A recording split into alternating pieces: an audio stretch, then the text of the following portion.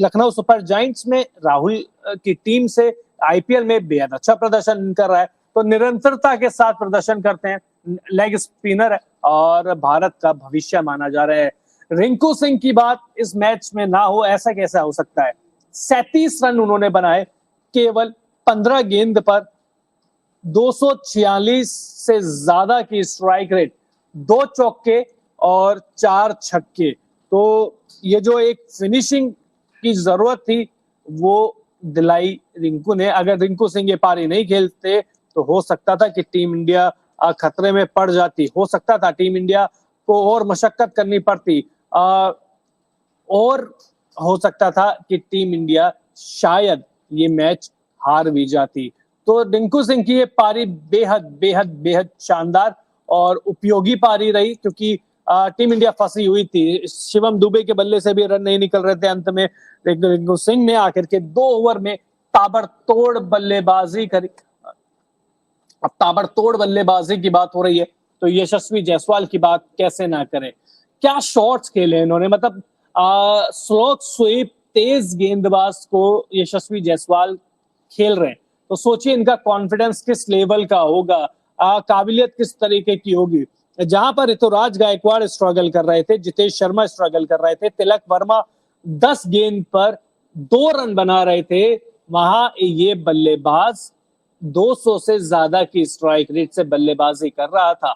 8 चौके 7 छक्के इन्होंने लगाए हैं, जो दिखाता है कि ये खिलाड़ी का जो टेम्परामेंट है वो पूरी तरीके से अलग है। इस टेम्परामेंट के अलावा काबिलियत पूरी तरीके से अलग है। इस खिलाड़ी को पिच से कोई मतलब नहीं है, कंडीशन से कोई मतलब नहीं है। जब ये अपने जोन में होगा तो ये ऐसे ही तूफानी बल्लेबाज करेगा। और आपने इनको वैसे भी देखा होगा राजस्थान रॉयल्स की तरफ से आईपीएल 2023 में बहुत शानदार इन्होंने सैकड़ा भी जमाया था, हाफ सेंचुरी भी लगाई थी। तो इस खिलाड़ी में कुछ खास तो है, ये बात तो आपको मानना पड़ेगा। टेस्ट फॉर्मेट हो वो खुद को बहुत जल्दी अडेप्ट कर लेते हैं, वनडे फॉर्मेट हो बहुत जल्दी अडेप्ट कर लेते हैं, T20 हो वो उसी के अनुसार खेलने लग जाते हैं। तो ऐसे खिलाड़ी बहुत कम होते हैं। 49 गेंद पे 100 रन। लेकिन अब बात अर्शदीप सिंह की कर लेते हैं। नेपाल के खिलाफ भी अगर 4 ओवर में 43 रन दे रहे हैं तो आप समझ सकते हैं कि आप थोड़ा सा डेथ ओवर का उनको स्पेशलिस्ट माना जाता है और उसी से वो थोड़ा सा दूर होते जा रहे हैं। कुंवर हमारे साथ जुड़ चुके हैं। कुंवर, सबसे पहले तो आपको एक स्कोर बोर्ड दिखाऊंगा, उसके बाद आपसे पूछूंगा क्या कहोगे।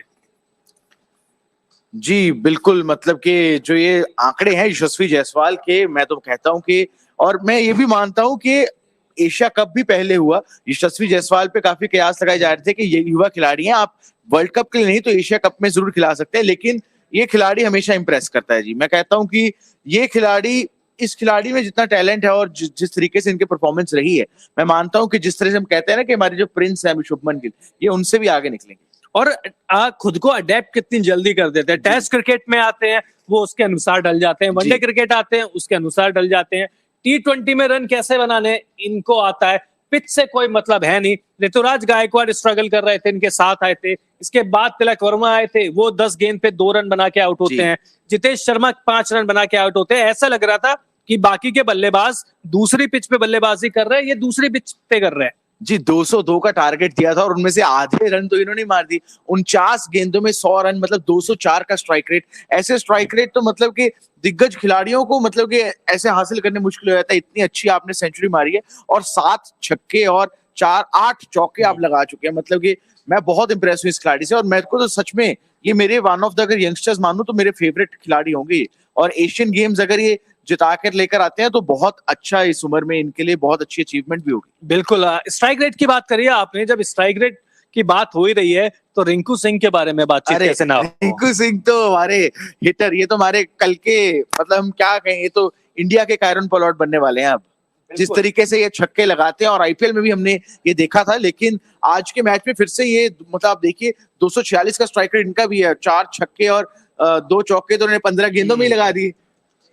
कमाल की बात है। बहुत आज अच्छा मैच था, लेकिन कहीं ना कहीं गेंदबाजी से थोड़ा निराश जरूर हुए, बिल्कुल हुए हैं। पहले आपको कर देना चाहिए था। नेपाल की तरफ से मैं कहूंगा कि नेपाल बहुत अच्छा परफॉर्म कर रही है, बहुत मतलब ऐसा बहुत लग रहा अच्छा। था एक तरफा मुकाबला जाएगा, लेकिन जब यशस्वी जायसवाल की पारी को हटा दे और रिंकू सिंह की पारी को हटा दे तो कुछ बचता नहीं है भारतीय पारी कुछ में। खास था भाई नहीं। गेंदबाजी में अगर रवि बिश्नोई की गेंदबाजी को 3 विकेट को हटा दे तो वहां भी कुछ नहीं बचता है। अगर रिंकू सिंह की वो मुझे लगता है ये 37 रन नहीं आते तो शायद टीम इंडिया ये मैच हार भी सकती थी। जी बिल्कुल बिल्कुल, टीम यहाँ पे मैच पलट भी सकता था, क्योंकि आप देखिए जिस तरीके से नेपाल ने परफॉर्मेंस दी थी, ऐसा लग नहीं रहा था कि वो एक टेस्ट प्लेइंग नेशन नहीं है, या फिर जिस तरीके से उनकी परफॉर्मेंस रही है।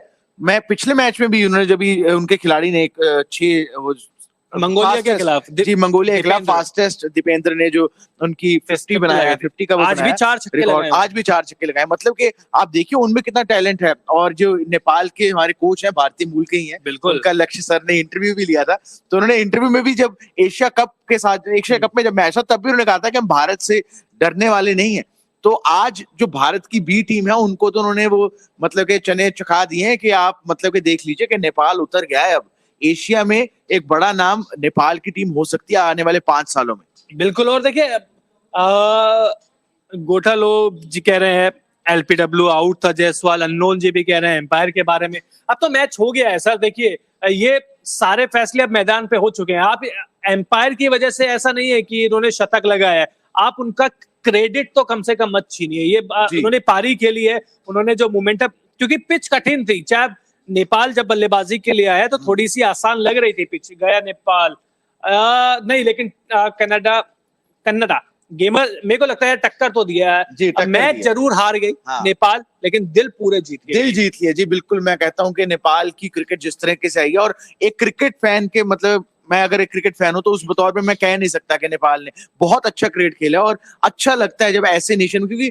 क्रिकेट एक ऐसी स्पोर्ट है जिसको कंसाइज स्पोर्ट है, कम नेशन खेलते हैं, तो दूसरे नेशन जैसे अभी अफगानिस्तान का इतना अच्छा राइज आया है, बांग्लादेश का राइज आया, तो ऐसे ही मतलब ऐसे नए नए देश आए तो मतलब कि रोमांच बढ़ जाएगा क्रिकेट में। अच्छा, ये मैच शुरू होने वाला था, बहुत सोशल मीडिया पे बात चल रही थी कि छोटा सा ग्राउंड है, सपाट पिच है, 314 रन का नेपाल का रिकॉर्ड टीम इंडिया तोड़ देगी। जब 3.5 ओवर में टीम इंडिया के 51 रन हो भी गए थे, एक भी विकेट खोया नहीं था, वहां से क्या लग रहा था कि यार वैसे तो 314 रन देखो बहुत ज्यादा होते हैं। अब 9 गेंद पर दीपेंद्र ने 9 छक्के लगाए थे, वो सालों साल में एक बार होता है, मतलब वो कहता है दशकों में एक बार बिल्कुल होता है। बिल्कुल बिल्कुल बिल्कुल, ऐसे आंकड़े तो मतलब कि देखने को ही नहीं मिलते, आपको दशकों में एक बार देखने को मिलेंगे। और मैं मानता हूं कि देखिए नेपाल ने भी मतलब अगर हम कहें तो भारत नेपाल के खिलाफ खेल रहा था, भारत भी मैं कहूं कि मंगोलिया के खिलाफ खेल रहा था, तो शायद अच्छे स्टैट्स हो सकते हैं, लेकिन मैं इसमें ऐसा नहीं कर